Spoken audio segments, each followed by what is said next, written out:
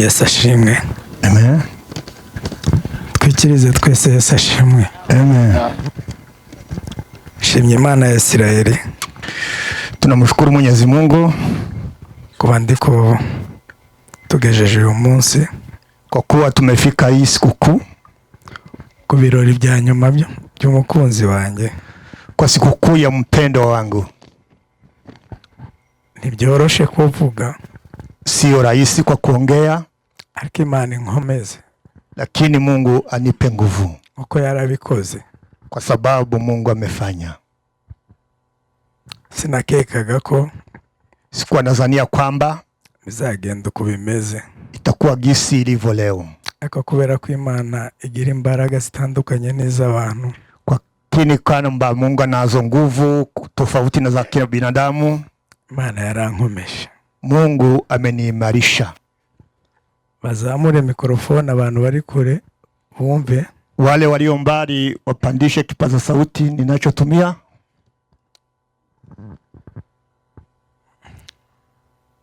Reka mbanze mvuge shimira abantu kugira ngo nze kuvuga Beti nyuma. Acha nishukuru watu, nitakuja kuongea kwa ushuhuda wa Beti baadaye.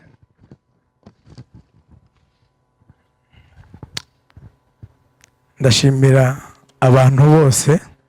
Nitashukuru watu wote kwa jumla. Abantu badutabaye, wale waliotuomboleza, ubwoko bwacu bw'Abanyamurenge, taifa letu wala ukoo wetu wa Kinyamurenge, Abanyarwanda, Wanyarwanda, Abanyakenya, wenyeji wa Kenya, hari Abakongomani bageze mu rugo, Wakongomani wote kwa jumla waliofika nyumbani batari mu bwoko bwacu bw'Abanyamurenge, ambao si wa kabila letu ya Kinyamurenge. Abo bose, hao wote kwa jumla mbivuze mu magambo make, nimeyagusia kwa uchache, ariko Imana yo mu ijuru baha umugisha ko batubaye hafi. Bali wote Mungu awabariki wote waliotutembelea. Ndashimira abaturanyi banjye. Nashukuru wajirani wangu, aho twari dutuye mbere, mahali tulipoishi mbele, ntarimukira hariya mwansanze ejo bundi. Kabla sijahamia pale mmenipata hapa karibuni. Bankoreye igitangaza, wamefanyia mambo makuu, barantabaye, wameniomboleza. Abanyamurenge twabanaga barantabaye bose, wote ambayo wa kabila yetu tulikuwa tunaishi nao wamenipea salamu za rambirambi. Abanyakenya bose twabanaga mu pilote baraje, wenyeji wa nchi hii ambao tulikuwa tunaishi kwa prote wamekuja kwangu nao. Bazaga bitwaje amata n'imigati buri munsi, walikuwa kija na maziwa na mikati. Mu byukuri banyeretse ko bambaye hafi, Imana yo mu ijuru baha umugisha. Wamenionyesha upendo na Mungu wa mbinguni awabariki. Ndashimira abaturanyi turi kumwe ubu nyine. Nashukuru wa jirani ambao tunao pamoja kwa siku za leo. Bakoze ibikintu kinkora ku mutima. Kuna yale mengi wamefanya yakanigusa kwa moyo. Bampaye amazu yabo, bamwe bagera bampa imfunguzo. Wamenipea manyumba yao, wakanipea hata kifunguo. Twari twapanze gufata ama maison de passage n'abavandimwe. Tulikuwa tumekusudia kuchukua nyumba za kukodi pamoja na wandugu, ariko abantu bacu bose bavuye hanze babashije kubajyamisha neza. Lakini wageni wangu wote ambao wametoka ngambo wamewapangisha kwa manyumba yao. Abo nabo tubana muri pilote, watu ambao tunaishi nao kwa prote ndio wamefanya hayo. Wiyongereye kwa Oncle Furaha, na kwa Uncle Furaha, na kwa murumuna wacu Gisegeti, na kwa brother yetu Gisekedi. Bakoze ibintu bidasanzwe, wamefanya mambo ambayo si ya kawaida. Kuva kuwa mbere banjyamishirije abantu kugeza ubu nyine. Kuanzia Mande wamepangia wageni hadi leo. Batanze inzu zabo zibikoni, wamepeana nyumba zao zikawa chikoni. Nta hantu na hamwe batageze. Hakuna mahali popote ambapo wageni hawakufika. Kwa tugejeje uyu munsi nta kintu cyapfuye. Kuwa tumefika siku hii kabla kuna chochote kimeharibika, cyangwa ngo kiduteshe umutwe kubera ko byanze ko wala kitutatize kwa njia moja wala nyingine. Ni kubgawe Imana wo mu ijuru baha umugisha. Kwa ajili ya hao Mungu awabariki. Abo ntavuze wenda baba bafite ikindi bakoze nabo Imana baha umugisha, ambayo sijagusia na kuwataja ambao wamefanya. Mungu awabariki. Uko sinavuga buri wese mu izina, siweze nikamtaja kila yote kwa jina. Ndashimira inshuti zanjye n'inshuti za arizo inshuti za Beti. Nimeshukuru marafiki zangu na ndio marafiki wa Beti. Nanabihanganisha cyane. Na nikiwapea pole wote. Bambaye hafi. Wamenikaribia. bamwe bananiwe no kubyakira, wamoja imekuwa mazito kuyapokea. Imana yo mu ijuru bakomeze. Mungu wa mbinguni awaimarishe. Muri izo nshuti za Betty ndavugamo bangahe ni benshi cyane, mwumvishije abantu bose ko yababaniraga neza. Miongoni mwa marafiki wake nitawataja wamoja, ingawaje wote ameishi nao kwa usalama. Ndiyanganisha mubyara wanjye Nyaregwa. Nyaregwa twabanye ku bitaro kuva ku wa kabiri kugeza Betty arangije. Tumekuwa nayo hospitalini hadi wakati wako tuaga kwake Betty. Twabanye nawe ari muri koma, tubana nawe yavuye muri koma. Tumekuwa nayo hospitalini akiwa mahututi na hata na wakati alipoaga akitoka mwilini. Agisubiye muri koma ku cyumweru nanone ari mu bantu ba mbere nabimenyesheje kubera ko nge nari nakaza mva ku bitaro saa 7 z'ijoro. Alipokuwa mahututi hapo Sunday, mimi nimemjuza habari hiyo. Mu byukuri byari bikomeye, ikuwa nzito.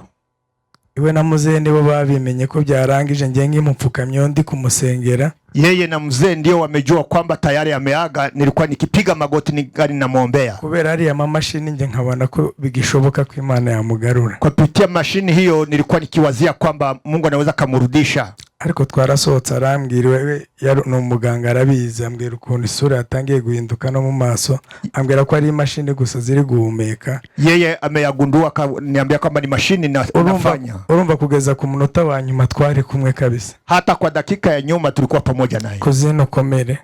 Kwa hiyo poleni.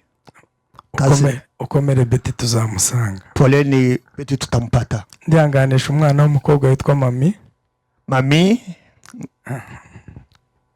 Mami Betty yarapfuye. Betty ametuaga.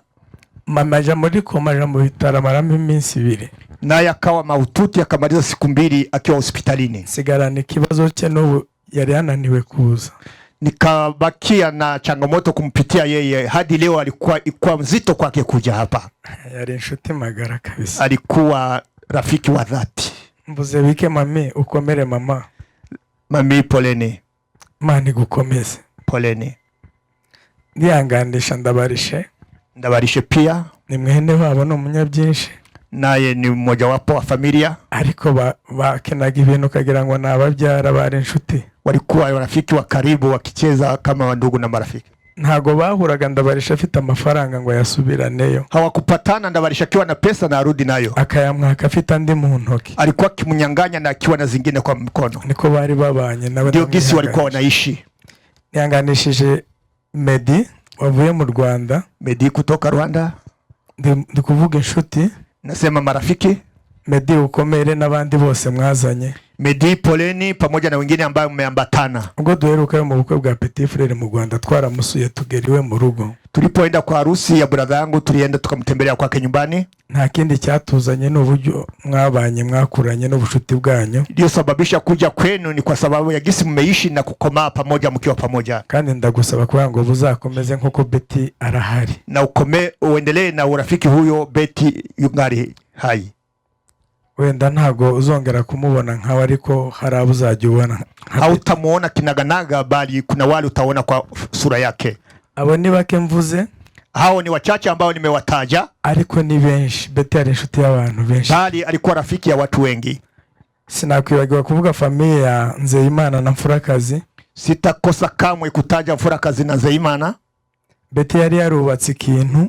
Betty alikuwa amejenga urafiki. Mu minsi 30 y'ukwezi, kwa siku 30 za mwezi, twagombaga kurya kwa Banzeyimana ijoro rimwe, amajoro 3 mu kwezi, bakarya iwacu amajoro 3 mu kwezi. Ingekuwa bora tuwatembelee kwa siku 3 kwa mwezi, wala wao wanatutembelea hivyo. Tugafata abana, tunachukua watoto, tukagendayo, tunaenda kwao, umunsi wabo wagana nabo bakaza. Siku yao inapofika nao wanakuja. Bakomere cyane, Imana ibahe umugisha. Poleni na Mungu awabariki. Sinakwibagirwa Kanyambo na Kamusore. Kanyambo na Kamusore babaye inshuti zacu mu buryo bw'umubiri. Wamekuwa marafiki kwa ngambo ya kimwili, bongera baba inshuti yacu mu buryo bw'umwuka na kwa ngambo ya kiroho. Niba ari amasengesho yasengewe mu rugo rwacu, ikiwa kuna maombi ambayo yameombewa kwa boma letu, uretse aya mama hariya nta wundi uri ku rwego rw'abo bantu babiri. Isipokuwa mama hapo hakuna mwingine anafikia kiwango hicho. Yego. Ndio. Kanyamba byumve na Kamusore. Kanyambo na Kamusore wasikilize hayo na yetaja. Hari byinshi tuziranyeho. Kuna mengi ambayo najua wamefanya kwetu. Ku buzima bw'urugo rwacu. Kwa maisha ya boma letu. Imana ibahe umugisha. Mungu awabariki. Ndashimira kandi. Tashukuru mara tena. Amatorero. Makanisa kwa jumla. Ndashimira amatorero yose ya Kayole. Makanisa yote kwa jumla ya Kayole. Ndakeka ni bake baza bagira ama event ngo ndeke kubafasha protokole. Hakuna ambaye wanafanya event. Sikukuu nikose kuwafanyia protokole. Mwarabingaragarije ko ibyo njya mbakorera mu bihazirisha yale ambaye nayo wafanyia mu bihagaciro kabisa narababonye. Meipatia thamani nikatambua hayo. Imana ibahe umugisha. Mungu awabariki. Hari amakanisa 2-3 ndi buvuge yonyine. Kuna makanisa 3 ambaye nitataja. Ijya mbere ndashimira kanisa ryacu rya Philadelphia. Kanisa langu la Philadelphia. Kanisa ryiza. Kanisa nzuri. Imana yo mwijuru idakiranirwa. Mungu asiyezihakiwa ibahe umugisha. Iwabariki. Twinjiye ibitaro ku wa mbere. Tumeingia hospitalini Mande. Ku wa kabiri mu ijoro. Hapo siku ya pili jioni. Guhera ku wa gatatu kugeza beta arangije bari batarasiba ku bitaro. Kuanzia Wednesday hadi siku alipoaga wote walikuwa kifika hospitalini. Ari umunsi umwe barevera batugezeho saa 12 za mu gitondo. Kuna siku kasisi ametufikia alfajiri ya hapo asubuhi. Abakuru n'abatoya, wakubwa kwa wadogo, nokuri mpaya agaciro ibyo mwadukoreye. Inapea thamani yale ambayo mmeyafanya. Imana ibahe umugisha. Mungu awabariki. Pastor n'umufasha we, pastor na madam, n'abandi bakorana, wengine wanaofanya naye, n'abaririmbye n'amadepartement yose, na waimbaji na department zote baransuye bampaye n'amafaranga. Wote wamenitembelea wakanipea hata pesa. Imana yo mwijuru ibahe umugisha. Mungu awabariki. Ndashimira urusengero twabanjemo nk'igerano rwa Freshmana. Nitashukuru kanisa la Freshmana. Mu byukuri twabanye neza. Tumetembea vizuri nao. Nihangane nabo mbahaye pole. Na wapea pole. Kubura Betty. Kukosa Betty. Ntibyoroshe. Sio rahisi. Ibyo bavuze by'ibintu yakoraga mu ibanga. Kwa yale alikuwa akiyafanya kwa siri. Nkiri fiance wiwe akajya gura amazi muri iryo kanisa ntaranamushaka. Wakati nilikuwa tungari na uchumba alikuwa kinunua maji. Akabicisha kwa muzehe nta wundi muntu ubizi ko ari ujya gura amazi yo kunywa. Alikuwa akiyapitisha kwa mzee bila kujua kwamba ni yeye anafanya kazi hiyo. Nari mbizi. Nilikuwa najua hayo. Kugera tuvanye ndaza njya muri urwo rusengero. Na tulipoana nikaingia kwa kanisa hilo. Igihe yahagaritse akazi nico gihe bisa nkaho byahagaze ariko agikora ibyo uwo murimo yarawukoraga. Wakati alikuwa akifanya kazi hiyo wakati wote. Ngarutse muri Philadelphia ninge mu diakono usengeye. Nilipofika kwa kanisa hilo mimi ndiyo Asha ambaye ameombewa. Betty kubera kuba mu cyaro Betty yageze afata umukingi wanje w'amasuku ya buri. Wakati ninapoenda kijijini yeye alikuwa anabaki kwa nafasi yangu. Yagezeho nigihe nagarutse kubera ko yari bifite ku mutima akajya nsigira abana n'ubundi akazinduka. Na wakati ninaporudi alikuwa kiniachia watoto anaenda kufanya usafi. Sinari ngikora amasuku mu rusengero. Sikukuwa nikifanya usafi tena. Kuko Imana yari yarampaye umugore uhagarara mu kimbo cyanje. Kwa sababu Mungu alikuwa amenipea mke aliyesimama kwa nafasi yangu. Mu mirimo nyinshi turi buvuge muherekeje niyo ngiyirimo. Miongoni mwa kazi ambazo zinamsindikiza hiyo iko miongoni mwa hayo. Imana ibahe umugisha. Mungu awabariki. Shimira urusengero bamuze barimo rwa Sepak. Nikishukuru kanisa ambapo baba mzaza na hudumu hapo ya Sepak. Muzehe n'abashumba ndetse n'abakristo bose bakorana. Baba na wachungaji wengine pamoja na wazee wanaofanya naye. Twarababonye mu byukuri Imana yo mwijuru ibahe umugisha. Mmesimama nasi na Mungu wa mbinguni awabariki. Mu ncamaka amatorero yose ya Kayole ndetse n'andi ari inyuma ya Kayole Imana yo mwijuru ibahe umugisha. Kwa jumla makanisa yote ya Kayole na yengine yanayo nyuma ya Kayole yote tumewaona. Nashimira abanyagihugu harimo abarimu ba Blessing. Nikishukuru wenyeji mkiwemo walimu wa Blessing ndetse n'ababyeyi bigishiriza kuri icyo kigo pamoja na wazazi wanaofundisha watoto kwa shule hilo. Baransuye, wamenitembelea, baje ku rusengero, wamekuja kanisani, bacanze amafaranga menshi, wamefanya mchango wa pesa mingi, barayantumiye yangezeho, wamenitumia yamenifikia. Imana yo mwijuru ibahe umugisha. Mungu wa mbinguni awabariki. Directrice n'abarimu bakorana, mwalimu mkuu pamoja na walimu, Imana yo mwijuru ibahe umugisha. Mungu wa mbinguni awabariki. N'ababyeyi bose bigishiriza na wazazi wote kwa jumla. Ndashimira umuryango wanjye wa gatatu. Nashukuru familia yangu. Uretse umuryango mvukamo n'uwo nashatsemo. Kabla ya familia ambayo nimezaliwa na ile nimeoa. Mfite umuryango wa Gisubizo. Ninayo familia ya Gisubizo. Imana yo mu ijuru ibahe umugisha. Mungu wa mbinguni awabariki.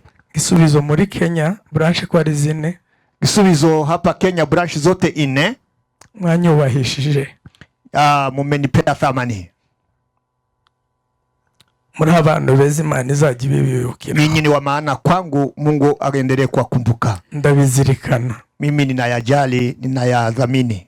Abagisubizo bari hanze muri Amerika no muri iriya migabane yindi. Wagisubizo ambako wako ngambo hamwe na representa wa Gisubizo ku isi, pamoja na representa wa Gisubizo ulimwenguni, baramvugishije bampaye pole. Wamenipea salamu za rambirambi. Batanze amafaranga yabo menshi. Wametoa pesa zao kwa wingi. Ayo niyo bababwiye ari abandi bakoze indi groupe. Hayo ndio wamewaambia, kuna wengine wamefanya group nyingine. Hari ayandi nayo ashobora kuba angana nizo nk'abavuze. Kuna ingine pesa inyiko hapo kama hizo ngombe ambayo mmeambiwa. Mafaranga ni meza ariko ikiza cyane no mutima Imana yabashizemo ni pesa ni kitu nzuri, ila moyo ambaye Mungu amewapea ndio ya maana. Muri umuryango wanje, mimi ni familia yangu. Familia yanjye yabibonye. Familia yangu imeona hayo. Imana ibahe umugisha. Mungu wa mbinguni awabariki.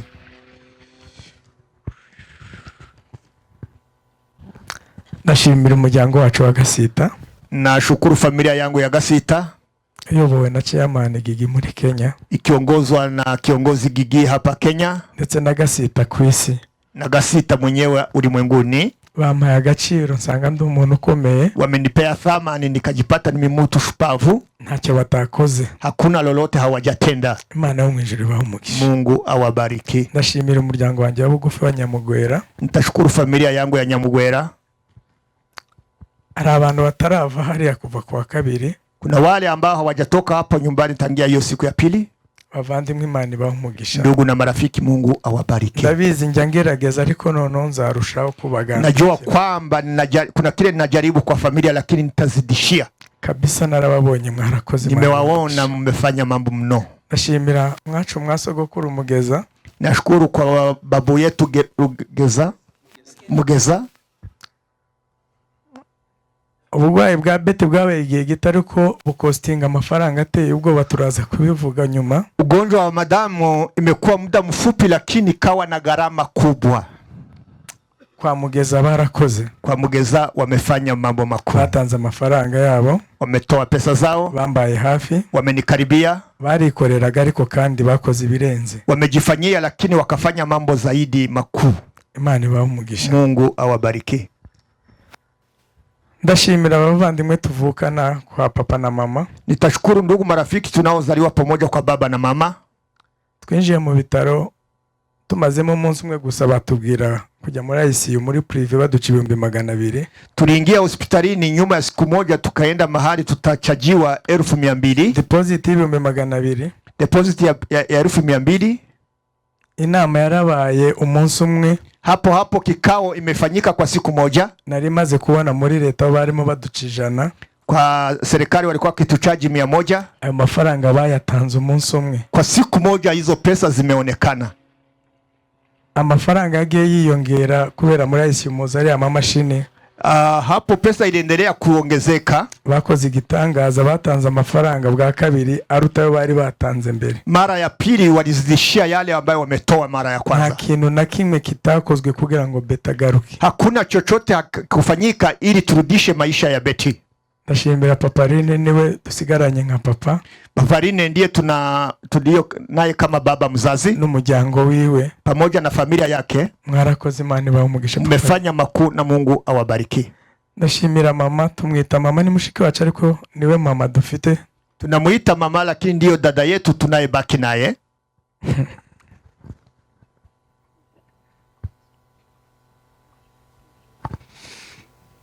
Imana imuhe umugisha. Mungu amubariki.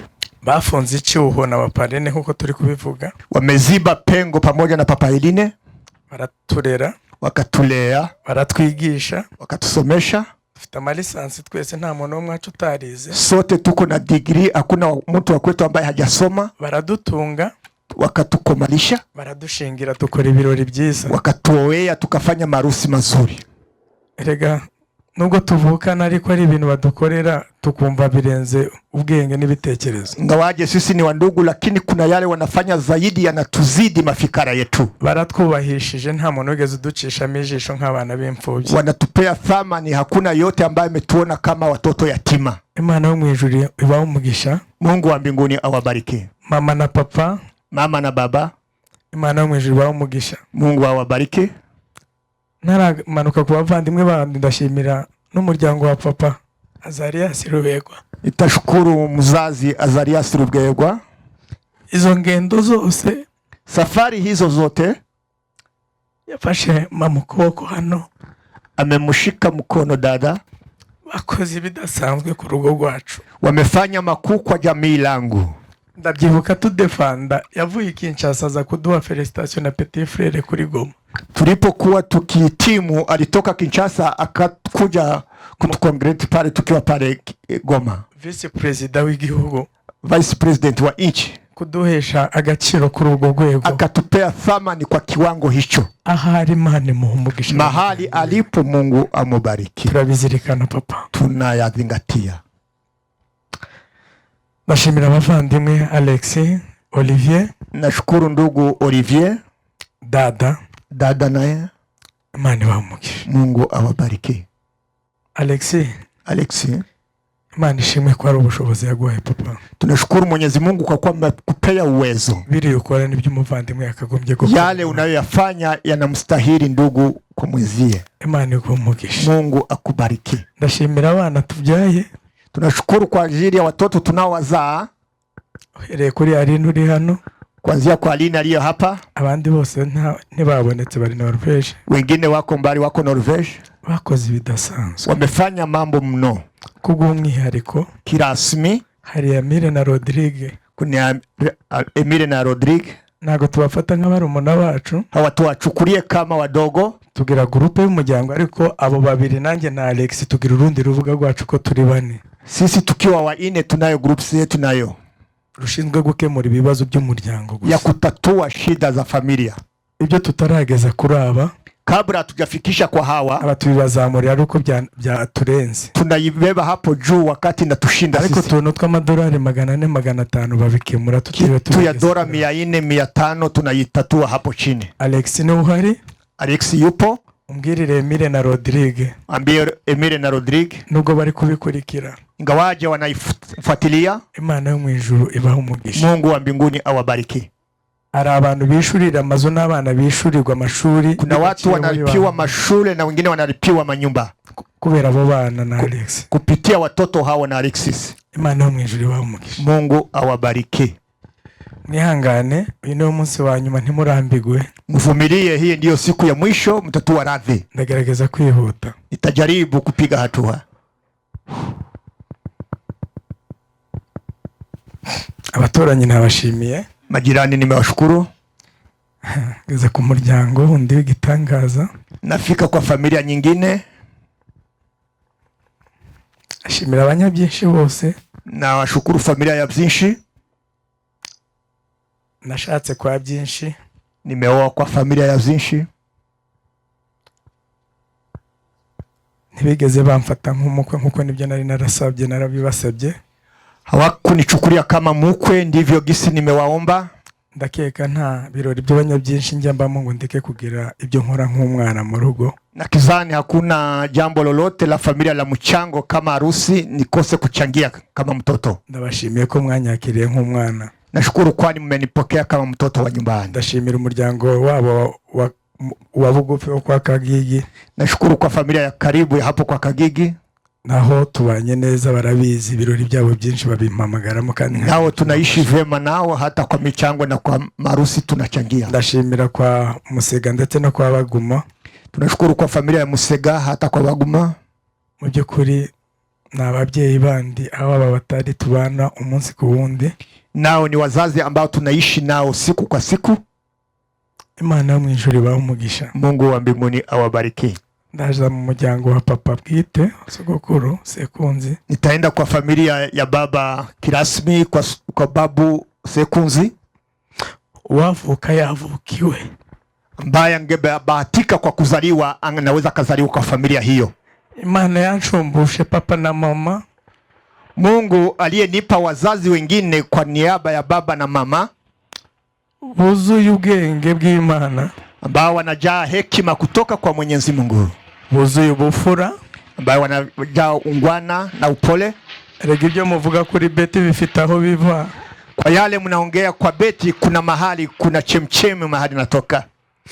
Sinzabyibagirwa igihe twari twicaye Remera na papa na Alex. Sitakosa kamwe kukumbuka wakati tulikaa Remera pamoja na Alexis na baba mzazi.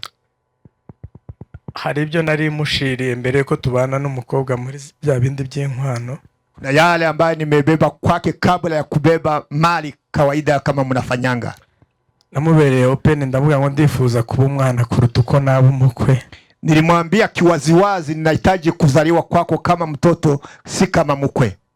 Papa arabinyemerera, baba mzazi akanikubalia, kubera ko byari muri gahunda y'Imana koko nagombaga kuvuka iwiwe, kwa sababu ilikuwa kwa mpangilio ya Mwenyezi Mungu ikawa hivyo. Imfura yiwe yitwa Byishimo David, mzaliwa wake wa kwanza anaitwa Byishimo David, nanjye nitwa Byishimo David, nami pia naitwa Byishimo David. Kandi madamu ni ukurikira imfura ye, na madamu ndiye anafuata mzaliwa wa kwanza.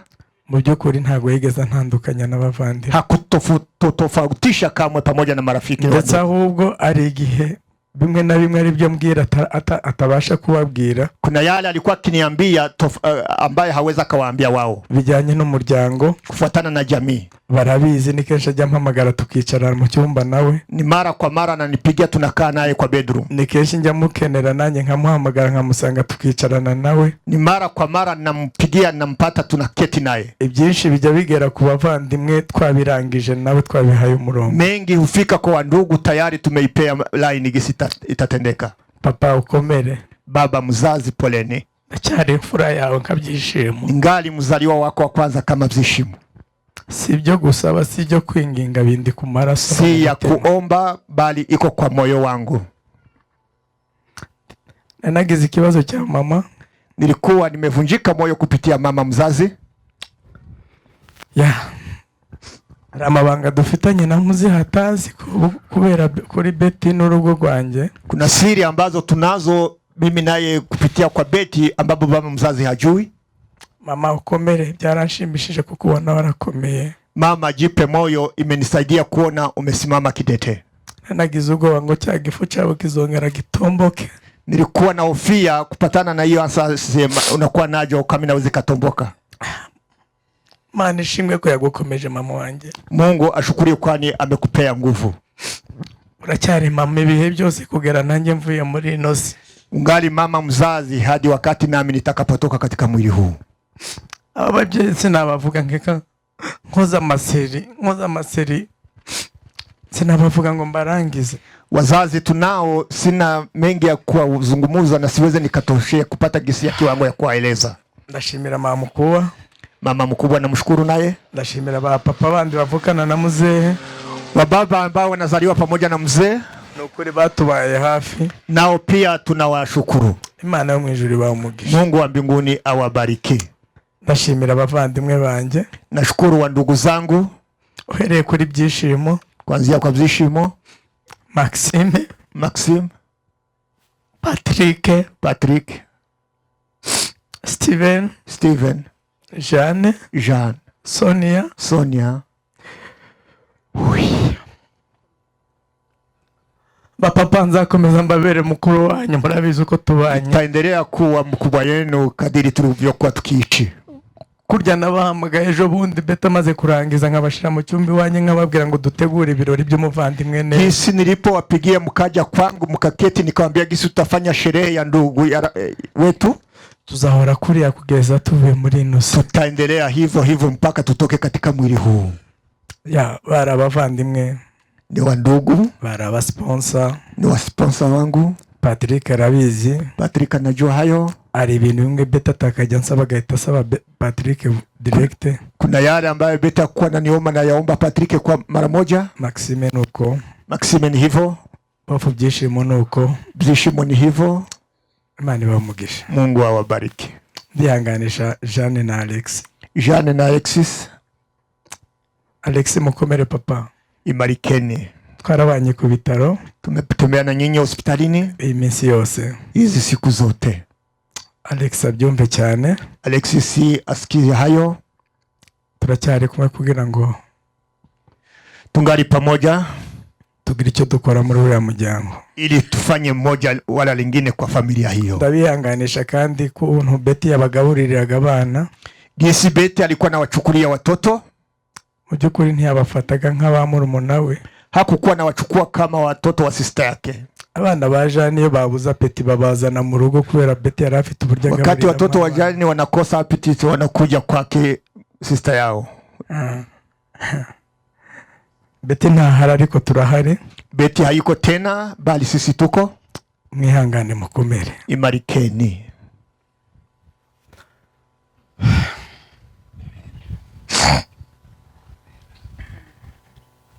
Almona nibagiwe ndashimira mu impundu.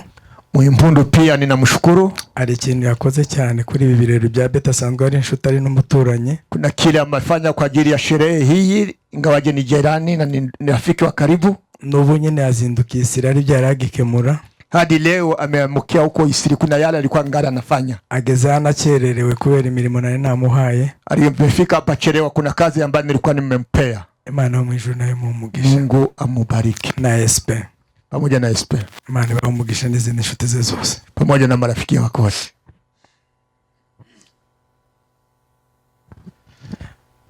Mwana waye muri kuzuba, reka ne gutinda ndekeraho gushimira abantu. Naona mmechoka mko kwa jua, acha niachie hapo kwa kushukuru watu.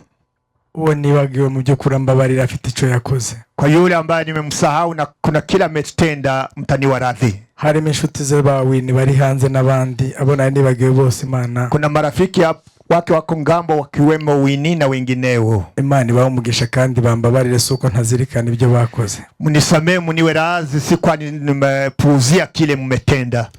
Reka tuvuge nyakwigendera. Acha nigusie kwa ushuhuda wa Betty.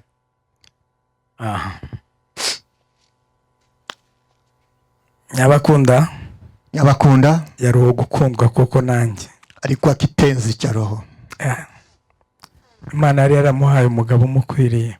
Mungu amempea mume anayemstahili.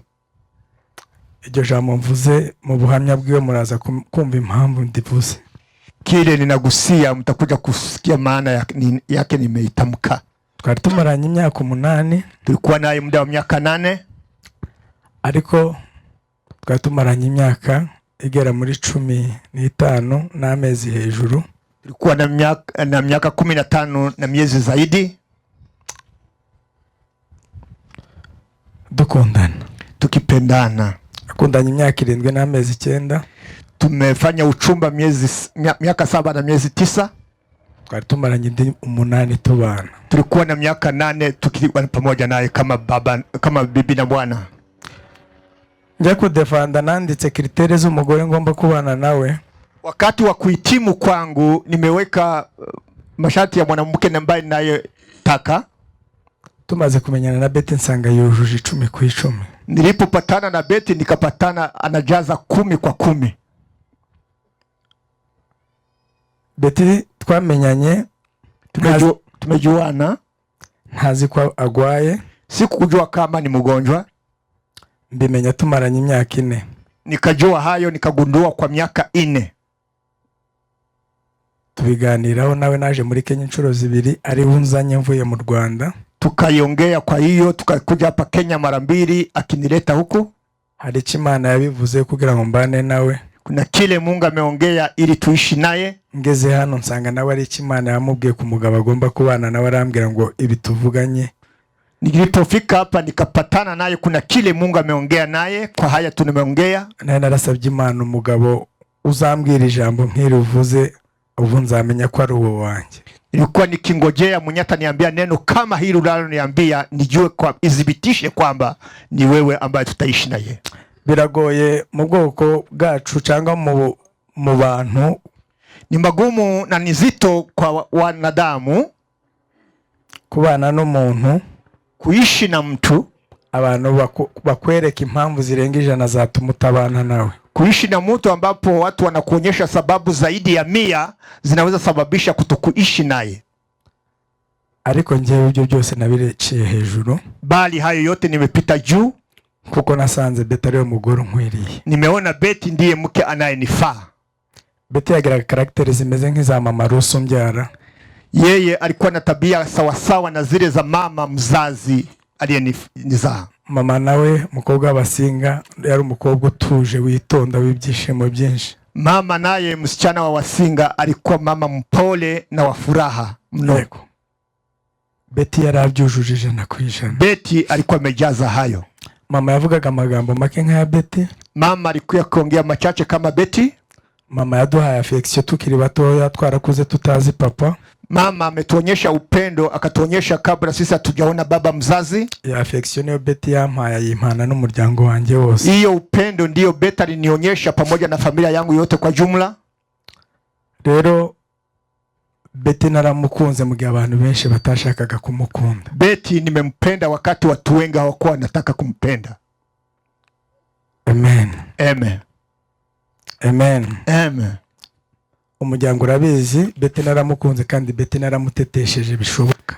Betty familia inajua hayo, nimempenda na amedeka kwangu. Ari ibintu mukecuru akunda kuvuga ngo natumye adabagira, nari naramudabagije koko. Kuna yale mama mzaza naongea nimemfanya adeke sana. Imana yanshoboje kubera Betty uwo yifuzaga kuba we muri iki gihe twabanaga nawe. Mungu ameniwezesha kufanya Betty yule gisa alivyostahili kuwa katika nyakati tulivyotembea naye. Imana ishimwe ko Betty atabarutse nta deni muri moja ibyo nagombaga kumufanya. Mungu ashukuriwe kwani Betty ameaga kabla sijamtendea kile chochote alikuwa anahitaji kwangu. Ndakome.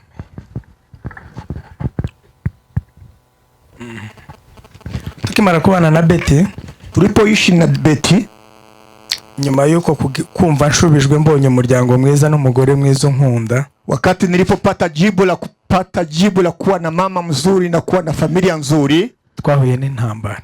Tumekumbana na vita. Amezi 3 yonyine. Miezi 3 yenyewe. Betty yari yarasanye inda ya mbere ivamo agera ku rwego rwo namagaye muzere mubwira ko byarangiye. Alikuwa na ujauzito wa kwanza, ikafika kiwango cha kumpigia baba mzazi kumwambia kama tayari iko karibu kuaga. Kwabaye Kanombe gihe kinini. Tumekaa hapo Kanombe muda mrefu. Abavandimwe bambaye hafi barongera babikora neza nkuko baje babikora. Wandugu na marafiki walinikaribia wakafanya kadiri wafanyavyo. Byarashokaga ko Betty muri amezi 3 nsiga. Ilikuwa inawezekana kwa hiyo miezi 3 kuaga na kuniacha. Ariko Imana yandiza amenyo y'abasetsi twabanye batishimiye kumbana nawe. Mungu akanilinda kwa wakati huo wale walikuwa nataka kunishemanga kwamba hawakuwa napendezwa na kuishi naye. Biva mu mezi 3 byari bibaye imyaka 8. Ikatoka kwa miezi 3 sasa ilikuwa kiwango ya miaka 8. Imana yo mwijuru ihabwa icyo. Mungu wa mbinguni ainuliwe. Kuva ico gihe kugeza ubu numvaga ko imyaka tubanye na Betty ari inyongezo Imana yagiye kugira ngo tugere ku byadusezeranye. Kutoka kwa ile wakati wote miaka ambayo tumeishi naye ilikuwa nyongezo kutoka kwa ile miezi 3 ambayo tulikuwa nayo. Nyuma y'iyo nda twabuze izindi nda 4. Twabonye umwana ku nda ya 6, twabuze abana 5. Nyuma ya hapo tumekosa watoto 5, tulikuja kupata mtoto wetu ambaye tunaye nyuma ya watoto 5. Isengesho twagiraga nuko Imana yaduha umwana. Ombi ambalo tulikuwa nalo ili Mungu atupeye mtoto. Numvaga agahinda gakomeye ariko Betty yari kagenda tansigiye abana. Uzuni kubwa ilikuwa ya kusema kwamba Betty aende bila kuniachia mtoto. Imana yo mwijuru yarakoze kuma abakobwa beza basa na Betty. Mungu amefanya mambo makuu kunipatia wasichana wazuri ambao wanamfanana Betty. Imana yo mwijuru yarakoze. Mungu amefanya makuu. Imana yo mwijuru yarakoze. Mungu amefanya makuu. Byari byoroshe. Haikukuwa rahisi. Muri uko kwa Volta inshuro 5 hari amagambo menshi yagiye abaho. Kwa ile kutoa mimba mara 5 kuna mambo mengi yameongelewa.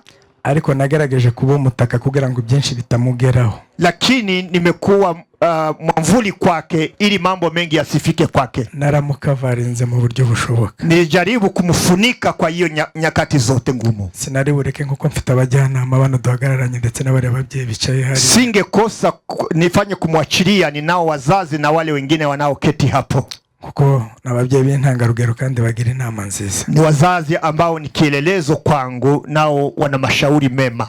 Abana twababonye nabo mu buryo bw'ibitangaza. Watoto ambao tumewapata kwa gisi ya kiajabu. Nta mwana wanjye wavukiye amezi 9. Hakuna mtoto ambaye amezaliwa kwa miezi 9. Bose ni 7. Wote ni miezi 7. Kandi bakavuka mu buryo bw'amavi bwo gusenga na wote wametoka kwa magoti tukiomba. Ariko Imana irabikora, lakini Mungu ametenda kugira ngo uyu munsi Betty adusigire ugwibutso, ili Betty aondoke akituachia kumbukumbu kubwa. Mama mzazi, mukomere, imarikeni.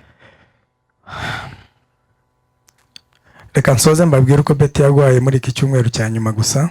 Acha nigusie hii wiki ya nyuma, musezere na nimuage, ntanga umwanya, nipeane muda. Habaye kwa kabiri, ipofika siku ya pili, ndabyuka nditegura, turabyuka turi bazima twese, turiamuka tukiwa hai sote. Ku rusengero bari bafite gahunda yo gusengera abakoze muri iki cyumweru cyatambutse ejo. Kanisani walikuwa na ratiba ya kuombea wachungaji kwa hii wiki. Twari dukomeje mu myiteguro y'ibyo birori, tulikuwa na maandalizi tukijiandaa. Ndabyuka ndamubwira ndazindukira ku rusengero, nikamwambia kwamba nitaenda kanisani kugira ngo tujye gutegurira ibyo kurya abantu bari mu mahugurwa bazasengerwa, ili tuandalie watu chakula wale ambao wako kwa semina watakaoombewa. Musigira ibyo nsanzwe nsiga mu rugo, nikamwachia yale yanahitajika nyumbani, hanyuma ndagenda. Nikaenda. Turi kwakira abantu batangiye kurya, wakati tulikuwa tukipokea watu, arampamagara, akanipigia, arambwira ngo se wariye? Akaniambia je, umekula? Ndamwambia ntago ndarya. Kamwambia bado. Turi kugaburira abantu nibasoza. Nikamwambia tunalisha watu wakimaliza, nanjye ndafungura, nami nitakula. Arambwira ngo ya? Akasema pana. Mpamagaye familia ya Zagabe n'umugore, nimempigia Zagabe na mke, nabatekeye imboga nziza cyane mbabare uzusangire nabo. Nimewapigia wakuje nyumbani na wewe ukuje ukule pamoja na hao wageni. Yageraga iyo karite guhora azana umuryango, akajya hamagara umuryango yateka kumva ko ibyo bintu tutabirya twenyine tutari kumwe nabo. Hiyo ilikuwa tabia nzuri kwake ambaye kupitisha familia akuje tuchangie chakula. Ndamubaza Zagabe ko ari kuwa kabiri, Zagabe ntiyakoze. Akasema leo ni siku ya pili, je Zagabe hajafanya kazi? Arambwira ngo ntiyakoze, niba agenda nyuma ya saa 6 tumaze gusangira. Akisema ikiwa ataenda nyuma ya saa 6 tukimaliza kula. Ndamubwira ngo hano batetse ibiryo bitarimo amavuta, imyumbati n'amata. Nikamwambia hapa wamepika chakula ambaye haina mafuta. Mbabarira nje ndafungura hano, niache mimi nikulia hapa. Arambwira ngo uje bikeya kugira ngo uze gutera abashitsa Pete. Akasema ukule kidogo ukuje umalizie hapa nyumbani na wageni. Nari ntangiye kugira sindinda prezi, ngiye kubivuga nihuta nsoze. Ndataha, nikaenda. Marigreke abo bantu bataje, abashitsi ntibabaye bakiza. Hao wageni hawakukuja nyumbani. Tuguma mu rugo, tukabaki nyumbani. Afata remote we na Blessing iri ndirimbo Juruwe bajya bayisubizamo inshuro nk'8, niyo mpamvu bayiririmbye mubona ngiza ama emotion. Wakaenda kwa TV kuimba hiyo wimbo ambayo imeimbwa hapa. Barambwira ngo nkunda kureba ibintu by'amafilme, ngo sindebe filme cyangwa ibyo by'aba YouTuber. Akasema nisiangalie mingine kwa mtandao. Nemba remote no bonze nzangiye amatinze ngo nijoro baraza kuyima ngo amasaha ni yabo. Wakaniomba remote, wao ndio watabaki nayo. Bashiramo izo ndirimbo, wakaweka wimbo hiyo, ashiramo ikigisho cya Bishop Rutebuka, akaweka mahubiri ya Bishop Rutebuka. Arambwira ngo aramukunda ajya abwiriza byinagira ibitugu. Akasema nampenda gisi anaimba kicheza. Betty yagukundaga Bishop Betty alikuwa akikupenda kabisa. Yagukundaga cyane. Alikuwa akikupenda sana. Yakirije umunsi atarebye ibyigisho byawe kuri televiziyo. Hakukosa kamwe kuangalia mahubiri yako. Ibyigisho byawe nibyo umushumba wo mu Rwanda yitwa Desire w'umunyarwanda, niba ari umunyarwanda ari umurundi sinze. Pamoja na Desire ambaye iko Kigali. Nibyo byigisho bibiri akunda kureba. Hao ndio wahubiri wawili alikuwa akifuata. Iyo ndirimbo Juruwe, nyimbo hiyo Juruwe ni indirimbo ivuga ngo tuzishima tumubonye. Akisema tutashukuru wakati tutakapomuona. Zari ndirimbo ziwe zibi byumweru byanyu. Ilikuwa nyimbo zake za wiki hii ya nyuma. Babishiramo kugeza nijoro. Wakifika hapo siku, haza abashitsi ari bacu b'abapeti bo muri famiye Muhumure na Mwungura. Kukakuja wandugu wa familia Muhumure na Mwungura. Nta kibazo Beti ari muzima. Alikuwa hai, hana shida yote. Mbabwiye ngo bagure soda baranga ngo harakonje. Akasema sitanunua soda kuna ni baridi. Mbuze ngo babatekere icyayi Beti itavuga ngo ya. Beti akasema tutampikia chai. Reka mbacumbire bagende bariye n'ubundi na niteguye abashitsi ntibara. Nitawapikia chakula. Beti yagiye kwarika. Wakati wa kwenda kuwapikia. Aho niho Beti yafatiwe. Hapo ndipo ameshikwa na ugonjwa. Yarakingu yarambwira ngo unenza mfate telefone. Alifungua akaniambia kuja chukua simu. Mu byukuri si telefone yashaka kumasha kumbwira ko agwaye. Si simu alikuwa anahitaji kunipea bali alikuwa anataka kuniarifu kwamba yari umuntu ugwara ntashake ko ari abandi bantu babimenya. Alikuwa kigonjeka kwa anataka mtu mwingine ajue. Ya, ntakajashaka kugira abahanga yikisha. Akakuwa anataka hangaishe watu. Ngezemo yarambwiye ngo umutwe kuri amujya kumva iki gice cyose. Akasikia kama kichwa yote inauma kitari gukora ngo ndetse kukuba karumva utangiye kuba nk'ibinya. Upande wote pamoja na mkono inaanza kuganda. Ngo arumva isesemi. Akasikia kama karibu atapike.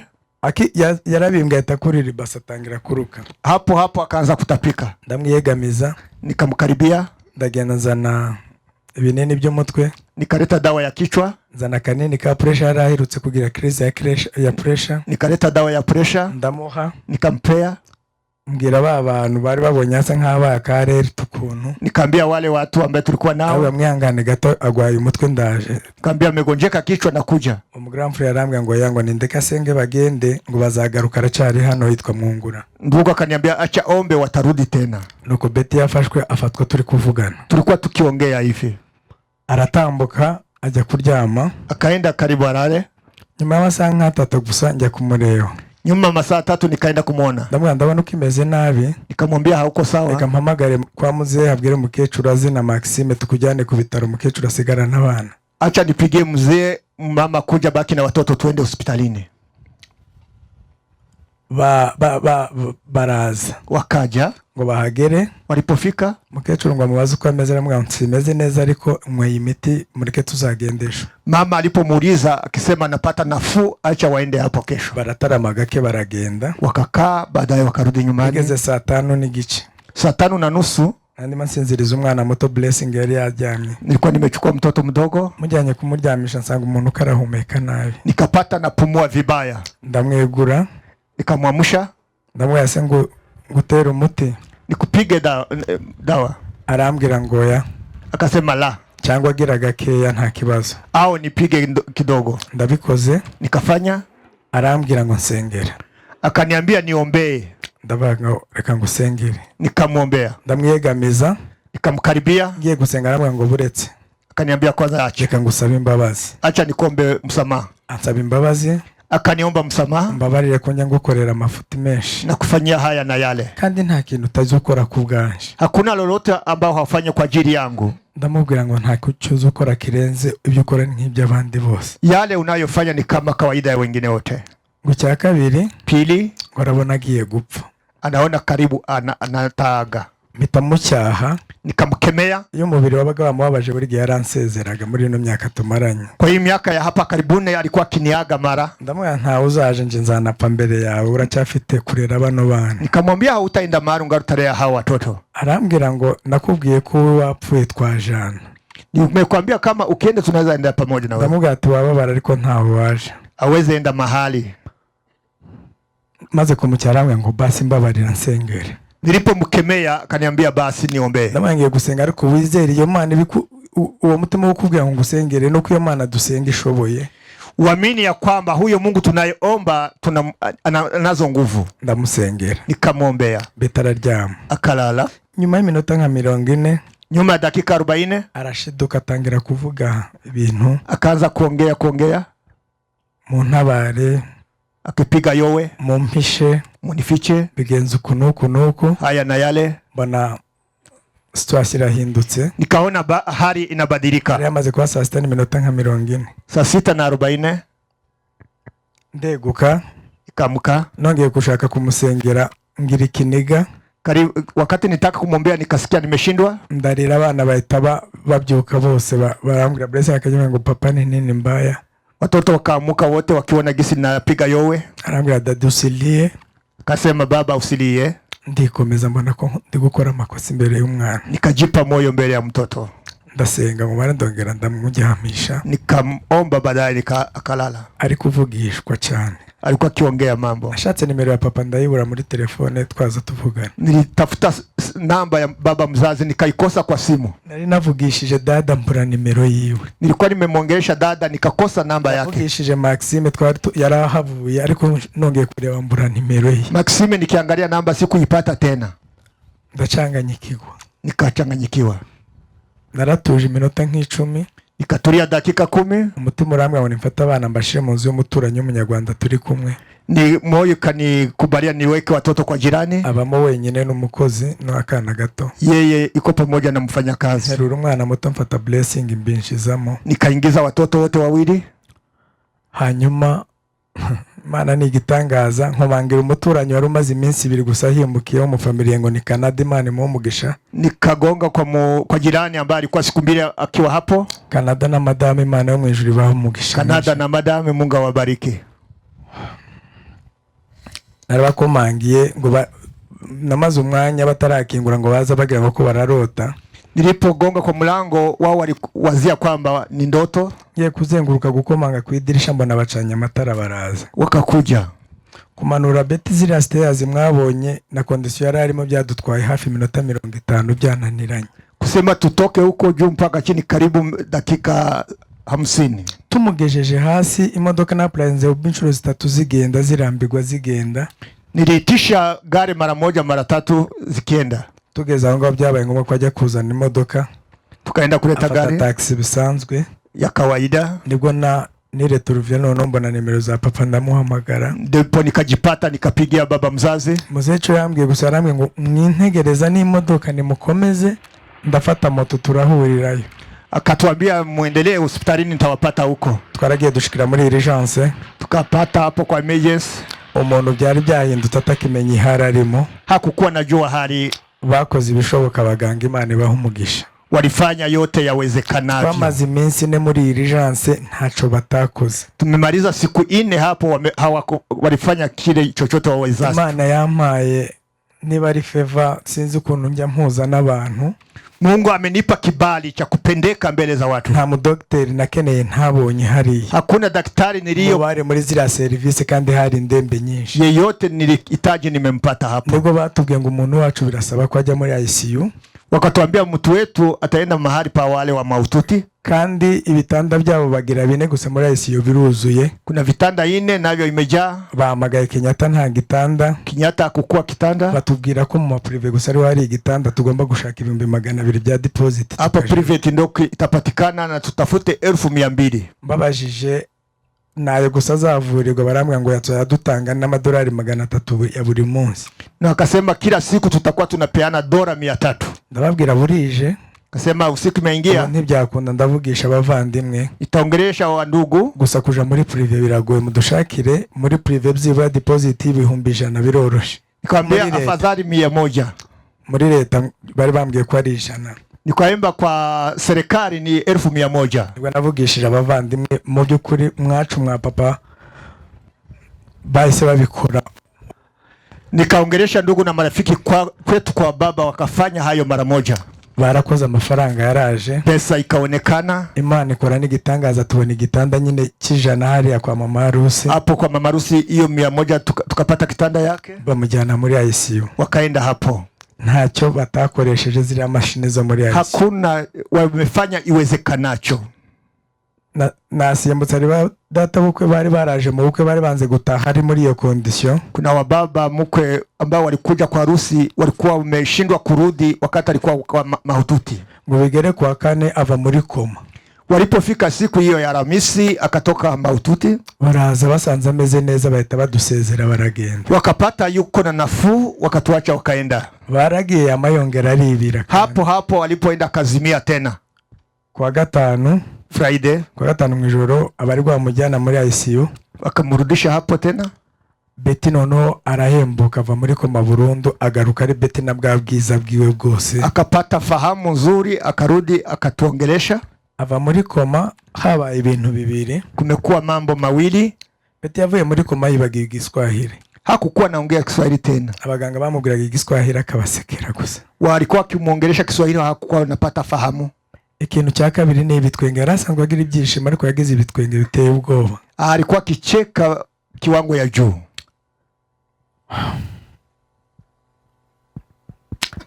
Ibitwenge Betty yapfanye nibyo byatumye umutima umbwira ngo nkomeretse nzaherekeze Betty n'amarira. Gisa alikuwa nacheka ndo nipea moyo kusudi nisimusindikise nikilia. Kuwa nkomeye nuko umugore wanjye yagiye yishimye kandi aho yaragiye hari heza. Kuwa nimeimarika ni kwani mke wangu alikuwa kifurahi. Yarahembutse kuwa gatandatu turirirwana. Tumeshinda hapo Friday. Na badada na banyaregwa na bamuze abantu bose barahageze. Na wadada na mzee. Yaratubwiye ngo akeneye amata. Kasema nahitaji maziwa. Ukanda akeneye ikivuguto. Na ile ya mara. Naragenda yazana. Nimeleta hayo. Ayambira yabwiye Nyaregwa ko ashaka ko bayasangira. Ya kwanza aliambia Nyaregwa kunywa pamoja. Barayasangira. Wakakunywa pamoja. Aya kabiri na yamuhaye ndi ngenyine batashe mu masaa 5 z'ijoro. Ya pili nikampatia nikiwa kivyangu. Ariko ngo kuva yagira hano ntibaramugaburira arashonje. Alikuwa akisema niko na njaa tangia nifike hapa. Bazanye ibiryo ntiyarya. Walipoleta chakula hakukula. Ndi gusoza. Nakamatisha. Ndamubwira ati none urashaka iki? Nahitaji nini? Ngo amata kandi. Maziwa tena. Ngo ariko yavuganye na muzehe ko muzehe azamugurira amata ngo muzehe yamwemerera akabidoka amata nakira. Kasema baba mzazi amenikubalia kuninunulia maziwa wakati nitatoka hapa. Ndagenda nzana ikivuguto ndakimuha. Nikampatia hiyo maziwa ya mara. Ari icyo bita CVC. Iyo CVC ni ntuza abaganga bari bantumye hanze bagombaga kumutera barambwe ngo bo mutera ko batari kumvikana mu rurimi.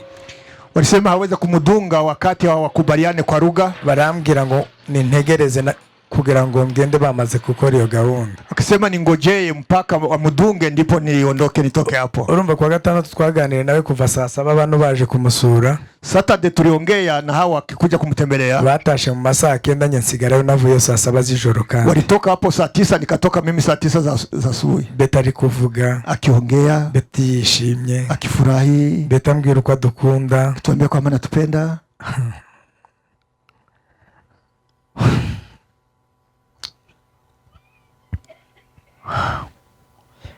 Betty yatubwiye ngo aradukunda. Abantu bose bababwira ngo inshuti zanjye ndabakunda. Kila yote alimwambia kama ni rafiki na anampenda. Betty anyereka ko yakize. Akatuonyesha kwamba amepona. Ambaza igitenge mere yari yasize ubwo aheruka hano. Akaniuliza nguo ambayo mama ameacha wakati alikuwa hapa. Arambwira ngo se ko cya gitenge tutarakijyana kwa tayeri. Akasema unajua kama ile nguo tutaiweka kwa fundi. Ndamubwira nta kibazo wewe banza uve hano gusa ibindi tuzabikora. Nikamwambia acha tukitoka hapa mengine tutafanya. Arambwira ngo maze ntunsige bano bantu ko ndabona atari beza. Yanga ko musiga ku bitaro. Akasema nisimwache hospitalini. Ngiye kugenda saa 7. Ipofika saa 7 naramuseze ndamubesha ngo ndi hanze. Nikamwambia niko hapo nje. Ndataha. Nikaenda. Izo saa 7 nahise mpamagara muzehe. Hapo saa 7 nikampigia mzazi. Ndamwambia Betty yakize. Nikamwambia Betty amepona. Betty yakize karavuga ibintu byose.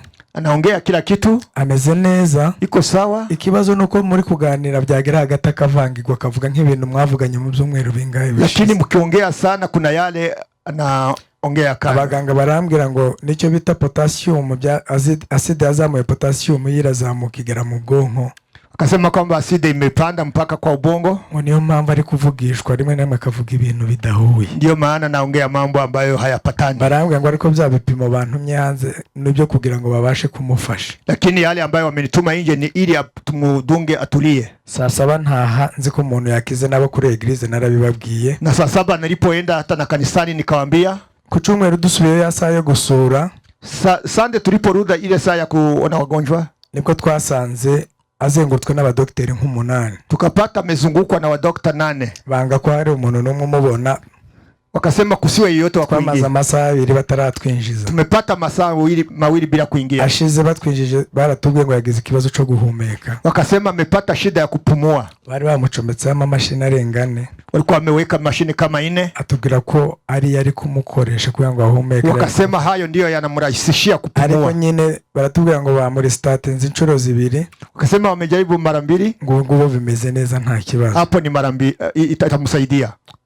Tuguma aho ngaho tukabaki tugeza ngo baratwirukana turataha. baadaye wakatufukua mbere dusuye dusanga ari muri ya condition nta kigeze gihinda. Mande tuliporudi tukampata hivyo hivyo. No nibwo twasanze byarangiye tujura ari mu mashini ariko byari byarangiye ko twasohotsemo n'ababo babona ko byarangiye. Tukapata nasaidiwa na mashine yenyewe tu, lakini alikuwa alishakatisha. Je na muzee twinjiye mbere.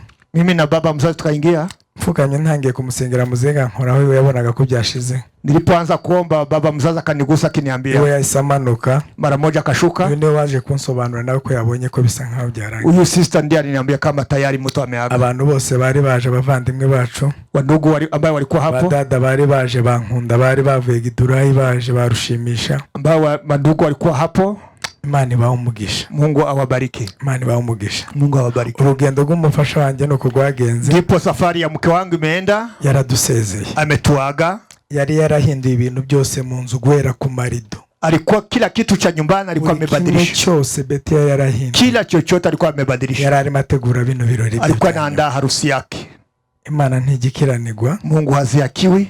Imana ntigikiranirwa. Mungu hazihakiwi. Imana jambo rya riratubwira ngo ibyo yigera kutugirira ni ibyiza gusa. Yeye anajua yale anayotarajia kwetu. Ibyo rero mema. Yatekereje ku buzima bwacu. Yale amekusudia kwa maisha yetu. Nubwo bidukomereye. Ingawaje ni mazito. Ariko kuri yo nibyo yabonye kwa lakini kwetu inatufaa. Imana yakoze ubushake bwayo. Mungu amefanya mapenzi yake. Mukunzi wanjye aruhutse mu mahoro. Mpendo wangu apumzike katika amani. Tuzamuhoza ku mutima. Tutamujali kwa mioyo yetu. Nazanti tuzamwibagirwa. Tutamsahau kamwe.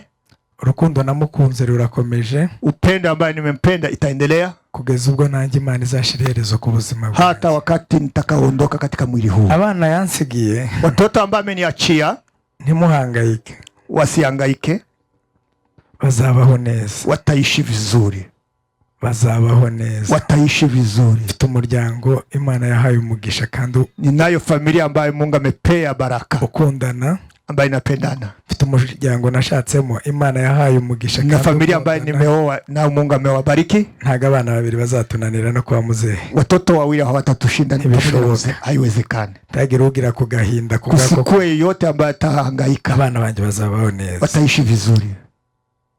Niyiziho gukunda abana no kubatetesha. Najua kwamba napenda watoto na kuwafanya wadeke sana. Bigiye kuba double nzakora hanjye na Habit. Tazidisha.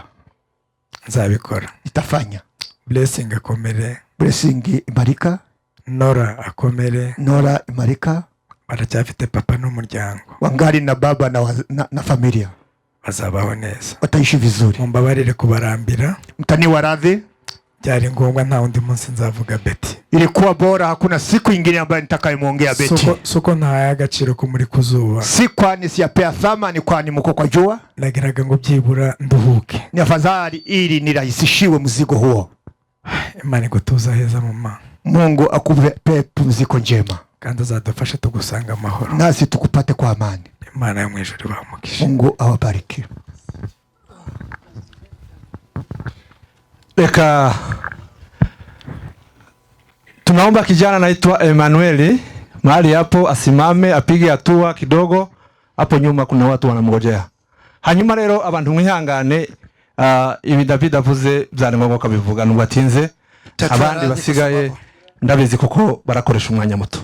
Asante wale baki watatu. Dada Dina chatusikie dada yetu. Amagambo yashize twavuze ko tuvuga. Ni kama tumekosa la kuongea. Ariko kandi ntitwabura icyo tuvuga. Lakini hatuweze kamwe kukosa la kuongea kwa sikukuu ya sister. Nari nsanzwe nzi Imana. Nilikuwa ni kawaida nilikuwa namjua Mungu.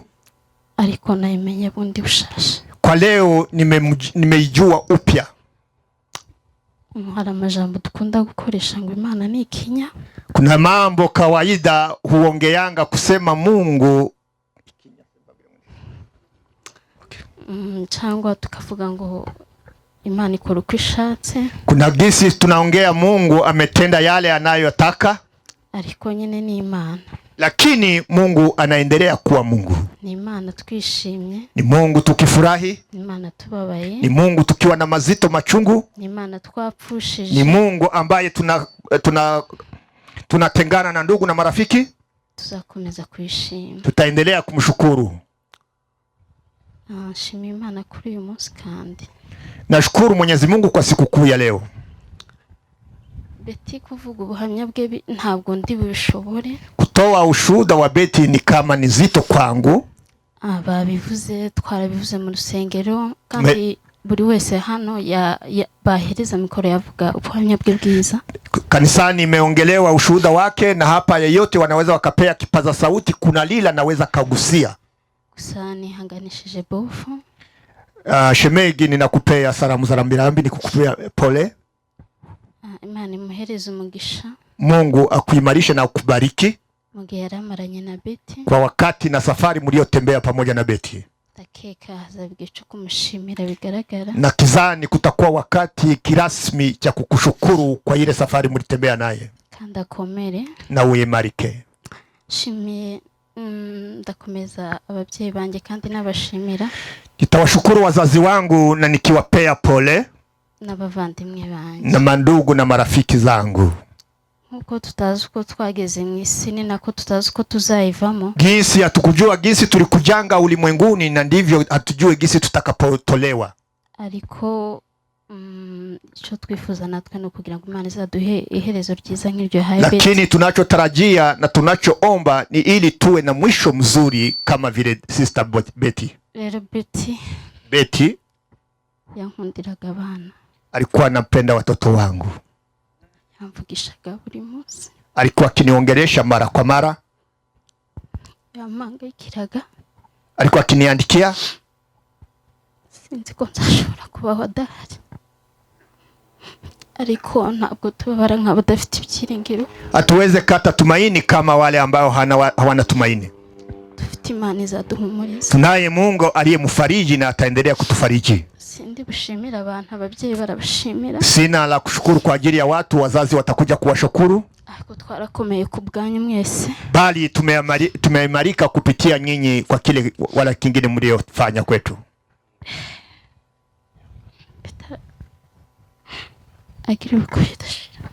Beti tunamtakia pumziko njema. Komeza wihangane. Poleni. Nubwo bitoroshye. Ngawaje ni nzito. Ndeka duhamagara ministeri ya Gisubizo. Gisubizo ministry kujene. Doze kuduheza umuntu umwe. Mtu mmoja miongoni mwenu akuja kupea.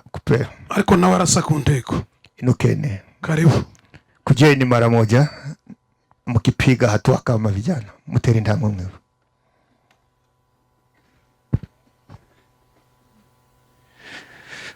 Pangeni laini na mpe mmoja wenu kipaza sauti.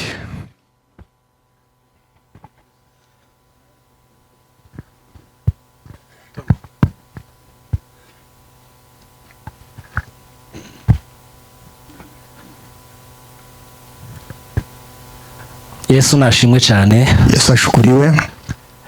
Turi hano nk'umuryango wa Gisubizo. Tuko hapa kama Gisubizo ministry.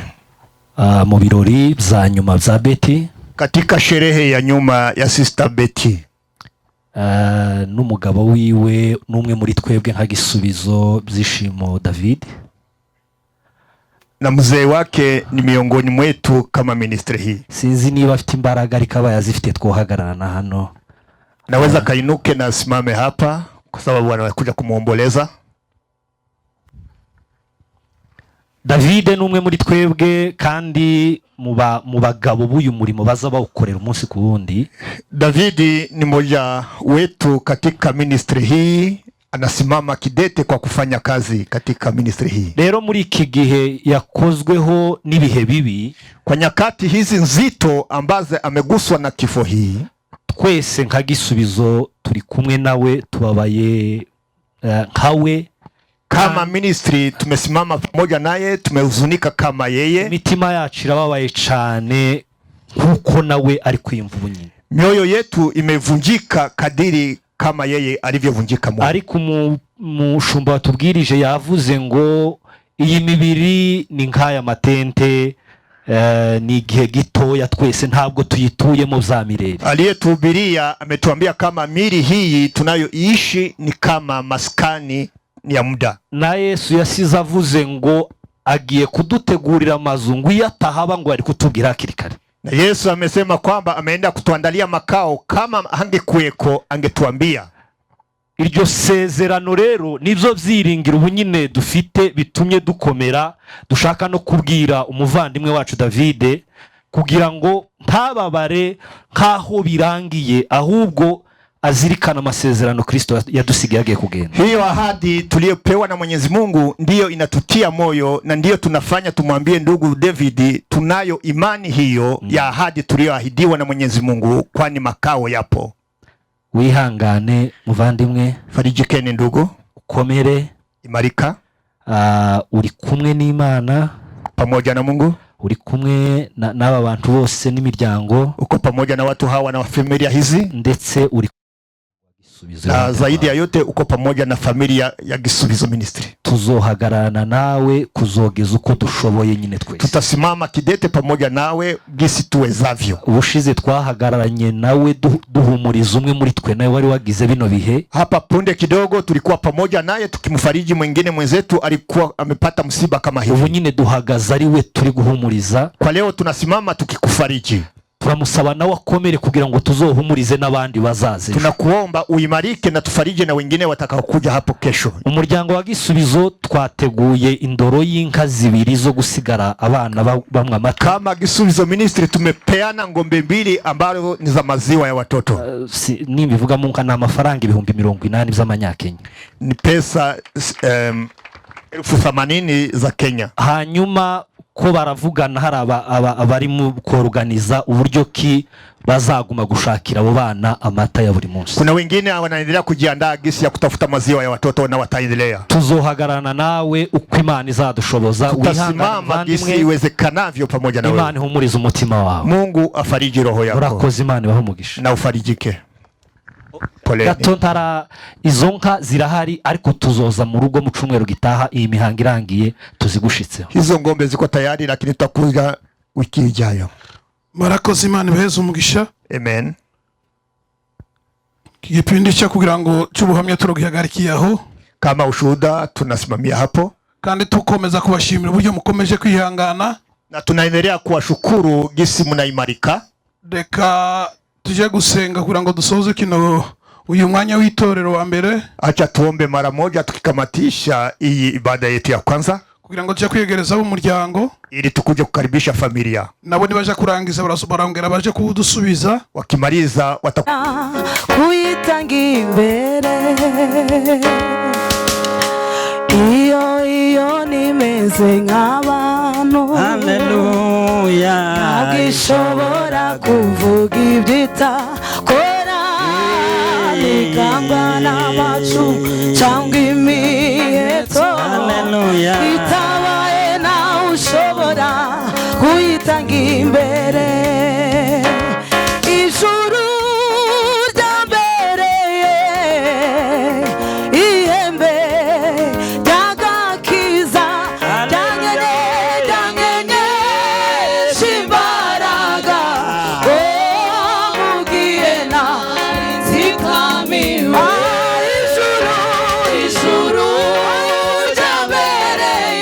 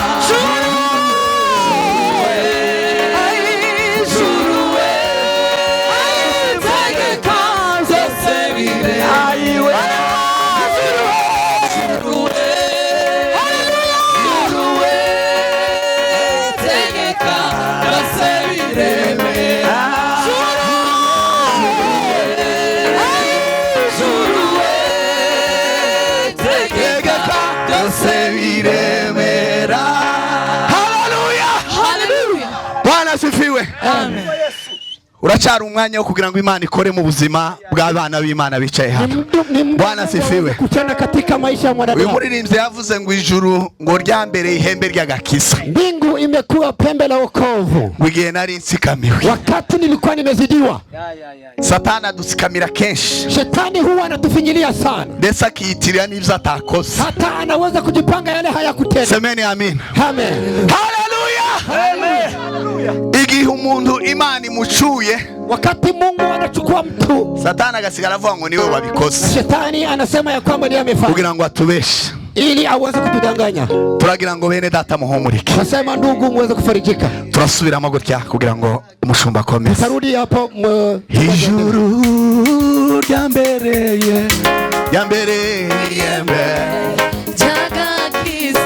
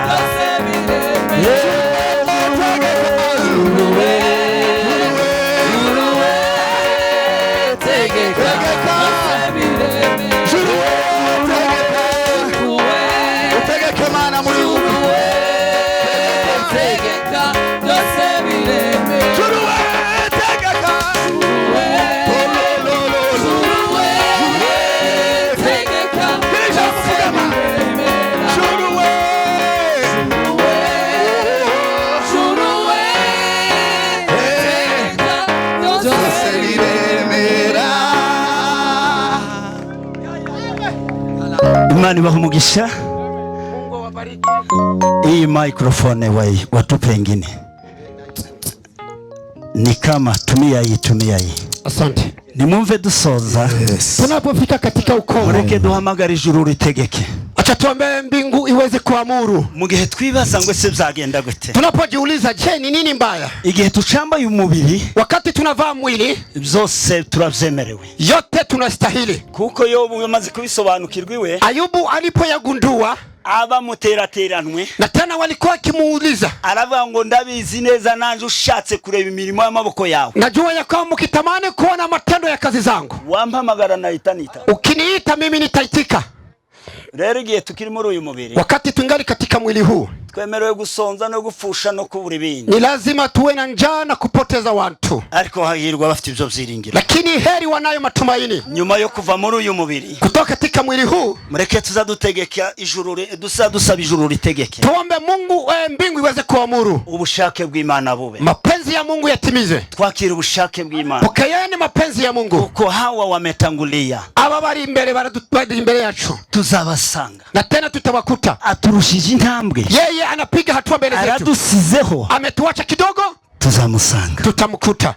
Reka tumsabe askofu kwa heshima yake. Acha tuombe askofu aje aombeye roho zetu, aweze kuomba kwa ajili, na tutamatishe neno la Mungu. Baadaye tutakuwa katika ukomo wa neno la Mungu. Barikiwa baba yangu. Asante sana mchungaji. Mana yacu, Mungu wangu, turi hano imbere yawe, tumo hapa mbele zako kubw'umwana wacu wimutse akaruhuka, kwa sababu ya mtoto wetu ambaye amepumzika. Turasaba ihumure rikomeye. Tunaomba faraja kuu. Aho tutabona inzira uri inzira. Mahali hakuna njia wewe ni njia. Aho tutabona imbaraga uri imbaraga. Mahali hatuna nguvu wewe ni nguvu. Aho tutabona igisubizo uri igisubizo cyacu. Mahali hakuna jibu wewe ni jibu letu. Aho twacitse intege udusubizamo intege. Wakati tumekosa nguvu wewe unatuimarisha. Aho imitima yacu yaguye umuma, mahali mioyo yetu imechoka, uduheza amazi y'ijambo ryawe, unatupatia maji ya neno lako. urebe uyu muryango muri uno mwanya wa none Mana. Tazama familia hii katika muda huu, ukomeze uhumurize kuko rewe Imana, endelee kuwa faraja lao. wemerubane natwe muri uno mwanya, kubali wewe pamoja nasi katika muda huu. nanone tugikomeje, tunapoendelea ureke umwanya tugiye kujamo, wakati tunataka kuingia, nanone uze kutubera inyigisho, wewe uwe kuwa tena fundisho cyane zikomeza imitima yacu, ambaye inaweza kuimarisha mioyo yetu. bane natwe ubwo tugikomeje, kuwa pamoja nasi tunapoendelea kugeza kuri mwanya wo gusezera bwa nyuma umwana wacu, mwisho wa kuaga mwili. ureke ijuru rikomeza ribane natwe, mbingu liendelee kuwa pamoja nasi, ureke ijambo ryawe rikomeza ribane natwe, neno lako liweze kuwa pamoja nasi, ureke uduhumurize kurushuko twahumuriza abantu, uwe faraja letu kuliko tunaweza kufariji wetu, kuko uri ihumure ry'ubuzima bwacu, kwa sababu wewe ni faraja la maisha yetu. dukeneye inzira, tunatamani njia kugira ngo uyitwereke, ili tuweze kutuonyesha ariryo jambo ryawe, ambani neno lako, kugira ngo imitima ihumurike, ili mioyo yetu iweze kufarijika. bana natwe uno mwanya wa none, kwa pamoja katika muda huu, jambo ryawe ryavuzwe muri uno mwanya, neno lako limezungumziwa hapa, nanone rikomeze imitima y'abantu, liweze kuwa faraja ya mioyo yetu. tubisabye ni mu izina ry'Imana, tunaomba katika jina la Mungu Baba, ni mu izina ry'Umwana, jina la Mungu Mwana, ni mu izina ry'Umwuka Wera na Roho Mtakatifu. Amen. Amen. arakoze umushumba. Asante sana askofu ku ijambo ry'Imana maze mwanya tubwira. Asante kwa mchungaji kwa neno la Mungu. Imana mwijuru muheze umugisha. Mungu wa mbinguni akubariki. Tugeze mu wundi mwanya, tunafika katika muda mwingine, uburyo bwo gutabara, dutabara mu buryo butandukanye, kwa kufariji kuwa tunakuja katika njia tofauti. Tugeze mu mwanya kugira ngo tuje gutanga amaturo, tunafika kwa muda wa kutolea Mungu sadaka. Mundu wese uko yaje yitwaje, unajua vile ambavyo umejipanga, ngo ku ijambo ry'Imana litubwira nimuja mu nzu y'Imana mukagende ubusa amaboko atari mu busa. Nasema ya kwamba tukiwa katika kanisa tukienda mikono mitupu, tugiye gutanga amaturo, tunatamani kutoa sadaka. Ndeka tuje kwiyegereza abaririmbyi. Acha tukaribishe waimbaji. Pastor Joseph namubonye, mchungaji Joseph nimekuona, natambuke aje kutuyobora muri iyo ndirimbo n'abandi baririmbyi bose na wengine waimbaji wote. Igihe ahayaza, wakati anapokuja, babandi baza bagenda na mafaranga kuri M-Pesa, wale ambao wako na pesa kwa simu, reka mbasabe baje muri M-Pesa mbabwire nimero. Acha niwapatie nambari ya M-Pesa. Ntegereje ko baje muri M-Pesa kugira ngo mbaheze nimero. Natamani muweze kuchukua simu zenu mwingie katika M-Pesa niwapatie nambari. Gusaba n'abadiakoni, niombe mashemasi, baba protokolo bose badufashije mufate amasapu, ama protokolo ambao tusaidia mchukue kofia, muje guca mu bantu kugira ngo batanga amaturo. Piteni katika watu hao waweze kutoa sadaka. Nizere ko abantu bose bageze muri M-Pesa, reka dusome nimero. Acha tusome nambari 07 07 69 69 48 48 74 74 88 88. Nsubiremo, nirudi. 07 07 69 99 48 48 74 74 88 88. Babandi baza bitonda, reka nsubiremo. Acha nirudi tena. 07 07 69 69 48 48 74 74 88. Amazina ni Nkuruziza. Kutakuja majina la Nkuruziza. Reka batuyobore muri iyo ndirimbo. Yego, cyangwa umukunga nshuti yaje. Niba abantu bose twese duhaguruke, n'abashoboye muze tuhagararane. Elimutu anaye amini Mungu Baba na Yesu Mwokozi. Elimutu aifuataye njia nzuri endayo uzima.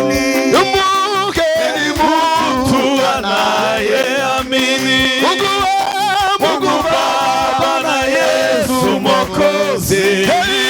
Heri mtu aifuataye njia nzuri endayo mbinguni. Heri mtu anayeamini Mungu Baba na Yesu Mwokozi. Heri mtu aifuataye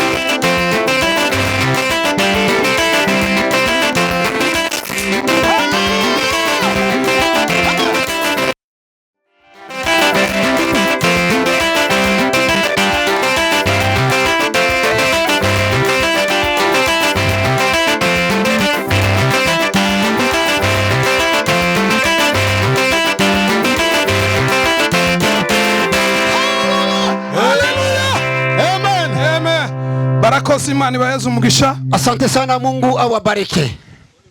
Iyo ritabira izuba byenda twari gukomeza, kama ingekuwa jua tungeendelea, ariko byose kugira ngo bitaja kugira ico byangiza, lakini kwa sababu hayo yote dukomeze tunezererwe Imana, tuendelee kufurahia Mungu. Amen. Amen. Tugeze mu yindi ntambwe, tunafika katika hatua nyingine yo kuja kumva ubuhamya, kwa kusikia ushuhuda bw'itorero wa kanisa.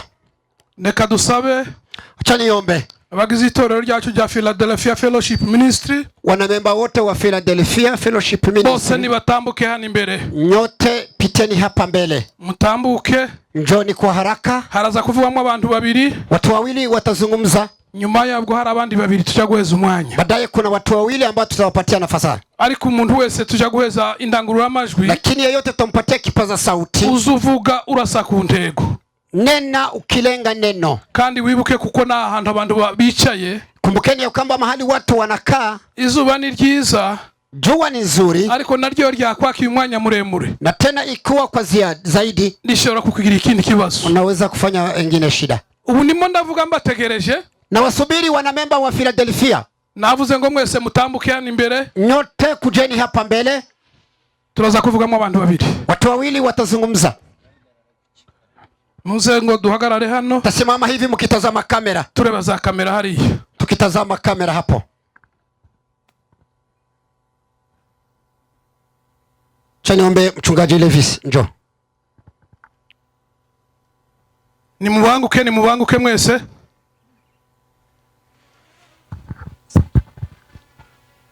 Ndeka duhere kuri kina mama ni uje kubanza kuvuga.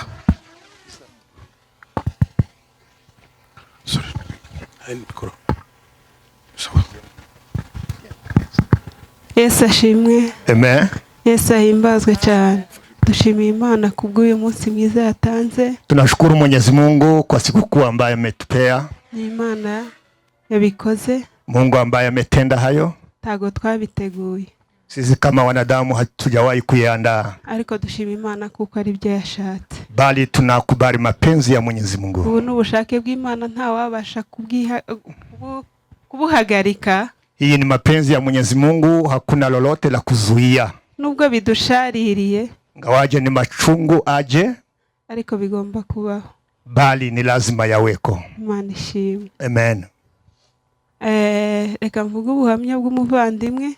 Acha nitoe ushuhuda wa ndugu rafiki. Ndavuga mu magambo abiri. Nitagusia kwa mambo mawili. Mu bijyanye n'umuryango. Kwa ngambo ya kifamilia. No mwitorero. Na kwa kanisa. Betty ambaye tunaongea. Ntago twamuvuga ngo tumurangize. Hatuweze tukaongea yote kwa maisha yake. Yari umumama mwiza. Alikuwa mama wa maana. Yari inshuti yanjye. Alikuwa rafiki wa karibu. Yari umumama ubereye urugo rwa David. Alikuwa mama ambaye anastahili katika boma la David. Imana yihanganishe David. Mungu ampe moyo David. Twebwe twabona amagambo tumugira ngo yihangane. Sisi hatuna jambo lolote la kumfariji. Ariko Imana imwihanganishe. Bali Mungu mwenye fariji tosha amupatie faraja. Ubushize hapa punde kidogo. Mu minsi yashize Betty yarampamagaye. Hapa kwa siku za karibuni yeye amenipigia akaniita. Arambwira ngo Dema. Akaniita. Ndashaka kumperekeza ku musozi gusenga. Nahitaji unisindikize mlimani kwa maombi. Namubwira nta kibazo ndabikwemereye. Nikamkubalia. Ndaguherekeza. Nitakusindikiza. Betaraza. Akaja. Muherekeza mihango ku musozi gusenga. Tukaenda mihango mlimani kwa maombi. Twaganiriye byinshi. Tumeongea mengi. Ku itariki 2 kwa tarehe 2 z'ukwa karindwi za mwezi wa 7 tujya ku rusengero. Tukaenda kanisani. Agiye gukora amasuku. Kwa kufanya usafi. Arangije arambwira. Akaniambia. Ndashaka ko tuganira. Nahitaji tuongee mawili. Turatahana turi kuganira. Tukaenda tukiongea. Arambwira ngo Dema. Akaniambia. Ngo ngusabe ikintu kimwe. Hacha nikuombe jambo moja. Mbere yo kukisaba arabanza arambwira ngo se nguzi kuzambazwa. Akaniambia kabla sijakuuliza wajua kwamba utaulizwa maisha yangu. Ndamubwira ati se nzakubazwa kubera. Mimi nitaulizwa maisha yako namna gani? Ko nzi ko mu ijuru abashumba ari bo bazabazwa abakristo. Najua kwamba mbinguni wachungaji ndio wataripoti kuhusu wakristo waliowaongoza. Arambwira ngo ivyo ndabizi. Akasema hayo mimi najua. Ngo ariko naje uzambazwa. Nami utaulizwa yangu. Ngo mubama muyoboye. Mimi ni miongoni mwa wale ambao naongoza. Umutima wanje uraremereye cyane. Nikasikia uzito kwa moyo wangu. Arambwira ngo ngusabe ikintu kimwe. Akasema nikuombe kitu moja. Ngufashe. Nisaidie. Ngunyihanganire. Unipe moyo.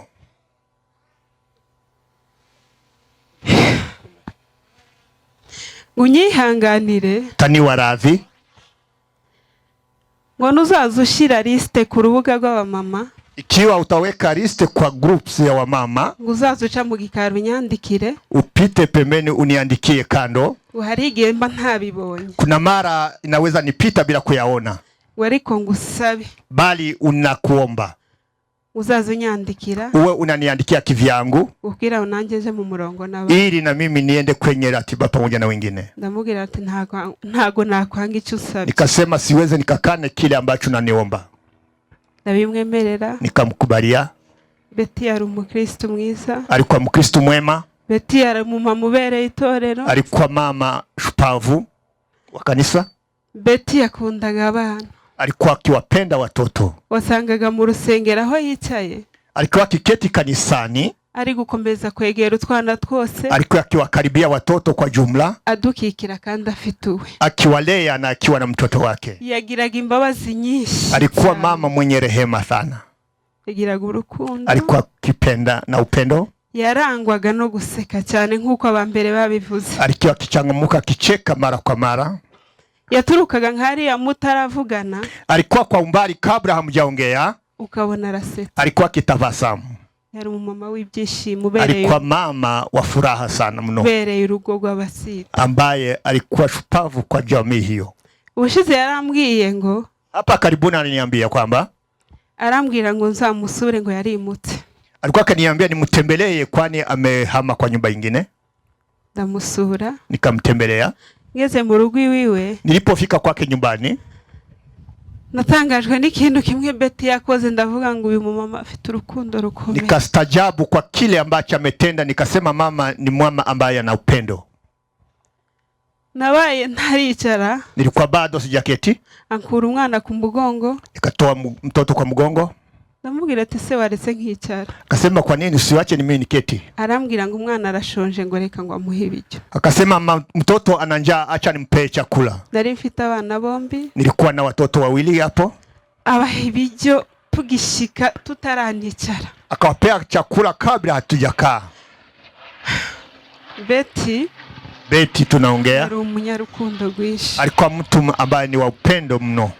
Ubushize yarambwiye hari ikiriyo cy'umuvandimwe Butoto. Hapa karibuni aliniambia kwa kilio ya Butoto. Yari umuvandimwe we neighbor wiwe. Alikuwa jirani karibu hapo naye. Arambwira Dema, je sinza shobora gukora mu bantu benshi tariko umva ikintu kimwe turi bukore nawe. Mimi siwezangi kufanya kwa umati wa watu lakini tutafanya kitu moja pamoja. Arambwira ngo uzuza n'abana. Unaleta watoto. Mbarere na ukorera ikiriyo. Ni walee wote kwa jumla na wewe ufanye kwa ajili ya kilio. Betty yari umugore mwiza. Alikuwa mama shupavu. Ababyeyi bitorero ndabihanganishije. Wa mama wa kanisa na wapea salamu za rambirambi. Mwihangane. Jipeni moyo. Twakuwemo umugeni w'Imana. Bibi harusi wa Mungu amechukuriwa tayari. Yakoze ibikorwa byinshi mu itorero dufatanyije. Amefanya kazi mno ya kanisa tukiambatana naye. N'igikorwa twakoze kuwa gatandatu ushize. Na kitu ambacho tumefanya hapo Saturday hapa karibuni. Kandi cyari gikomeye ariko Betty yakoze. Naye amechangia kwa kufanya kazi hiyo. Mungu ampe pumziko njema.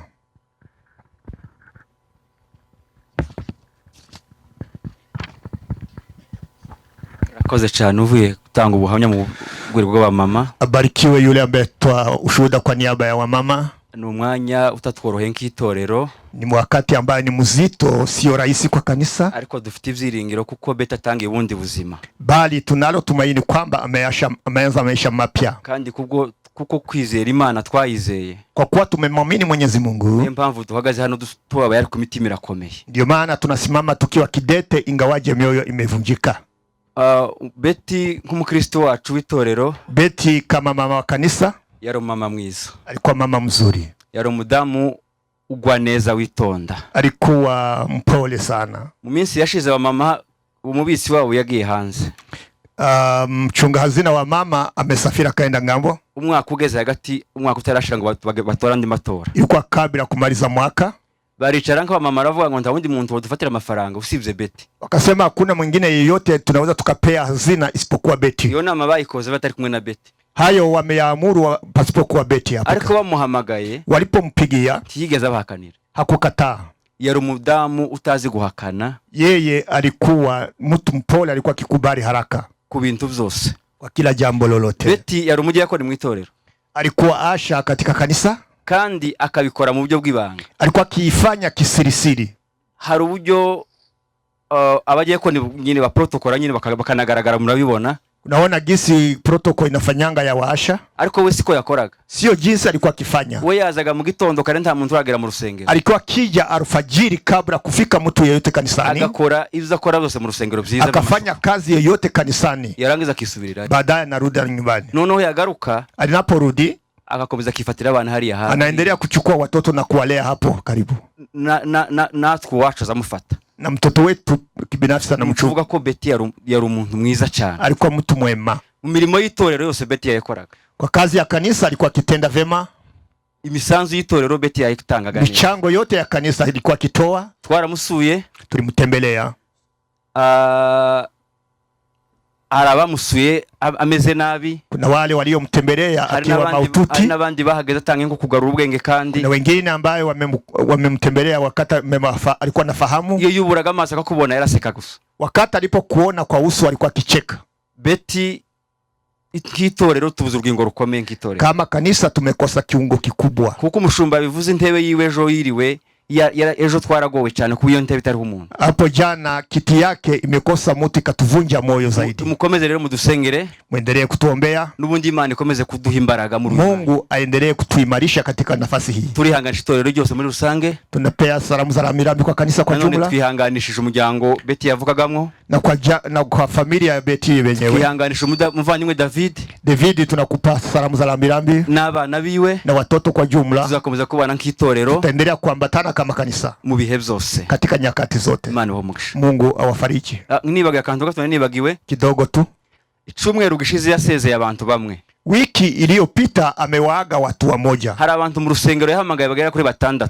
Kuna watu kama 6 kanisani ambaye amewapigia. Bari ngumuvandimwe Shaka. Mkiwemo Shaka. Arababwira ngo ndabakeneye mu rugo mwese. Akasema ninawahitaji kwangu nyumbani. None ngo amare gushika. Walipofika nyumbani, arababwira ngo nta bintu byinshi mfite. Akasema sina vitu kadhaa. Ariko nakeneye gusa ngo dusangire. Nimehitaji tukule pamoja. Dusangire hamwe. Tukule pamoja. Hanyuma dusenge mutahe. Baadaye tuombe na murudi nyumbani. Imana imuhumugisha. Mungu ampe baraka. Kandi muhiruko ridashira. Nampete pumziko njema. Barakoze reka basubire mu cyicaro. Acha warudi nafasi zao. Kandi mukomeze mwihangane. Na muendelee kufarijika.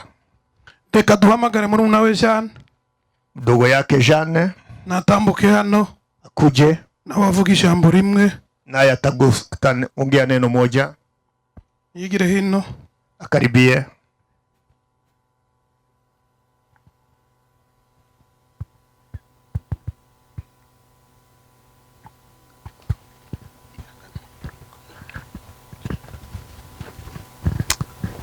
Amen. Amen. Shimima na kuri uyu munsi. Tunashukuru Mwenyezi Mungu.